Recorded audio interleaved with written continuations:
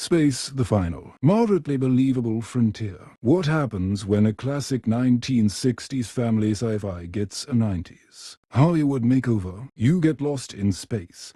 A film that's part spectacle, part cheese, and kind of a beautiful mess. If you love movie deep dives, nostalgia, and sci-fi breakdowns, you're in the right place. Hit like, subscribe, and let's launch. We start with the Robinson family. John, the commander dad. Maureen, the brains of the crew. Judy, the medic. Penny and Will, the kids with way too much courage. And Don West, the cocky pilot. Their mission, to travel across space and make humanity's future possible. But surprise, sabotage throws everything off. Instead of a clean launch, they're thrown into danger. And from here, things only get wilder. Now, the adventure begins. They crash into a hostile world. Wombali. This place is brutal. First, a raging underground river. Then, giant mutant scorpions. And finally, a tribe with secrets they don't want to share. On top of that, the jungle is alive with hallucinogenic pollen. It literally makes you face your worst fears. This section of the movie is pure spectacle. Big set pieces, big monsters, and plenty of 90s CGI that, well, hasn't aged gracefully. And then comes the robot. At first, it feels like a threat. Huge, cold, dangerous. But slowly, you realize it has more layers. Meanwhile, the expedition's funding isn't what it seemed. Turns out, archaeology isn't the goal. It's greed, and suddenly the mission feels a lot. The Robinsons reach the ancient ruins. This is where the Muchen orb, the treasure, is kept. The ruins are like a sunken maze. Traps, monsters, and secrets buried deep.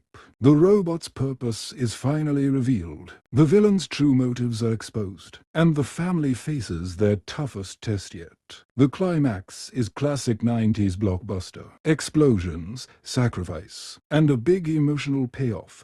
Family unity saves the day. Let's break down the big twists. Twist number 1. The mission wasn't pure science. It was secretly fueled by greed. Twist number 2.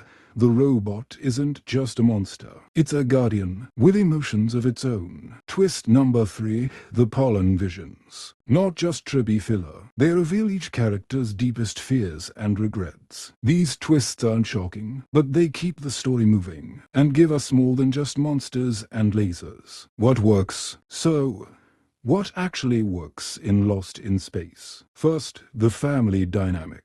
The movie really leans into the idea that unity is strength. Second, the set pieces. Riverscapes, bug fights, ancient ruins. It's pulpy adventure at its core. Third, the design. Even if the CGI looks dated today, the sets, the costumes, the robot, they all stick in your head.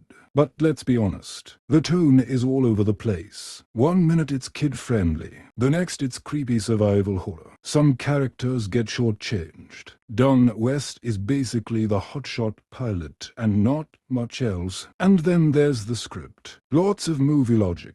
Things happen because the plot needs them to, not because they make sense. Beneath the chaos, there are a few real themes. Family above all, greed versus responsibility, and humanity versus the unknown. It's about people learning to trust each other, to survive together, and to put values above treasure. So here's the big question. Is Lost in Space 1998 worth watching today? If you want smart, subtle sci-fi like 2001.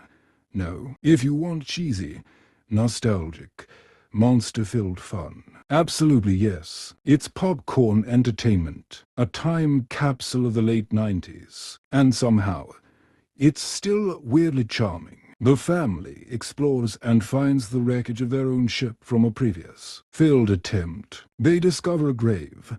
Major Don West, who died of old age after living a full life stranded on the planet. And then young Will meets his future self, an old man who has been waiting for them his entire life. Old Will explains the paradox. The spider monster knew their plan because it had already lived through it. It was part of its memory. But young Will's actions created a new, unforeseen variable. The older Will gives his younger self the stable isotope he had saved all these years. By receiving the isotope from his future self, young Will never needs to fight the monster for it. This breaks the chain of events. The monster never gets created because Smith never gets infected with the unstable isotope.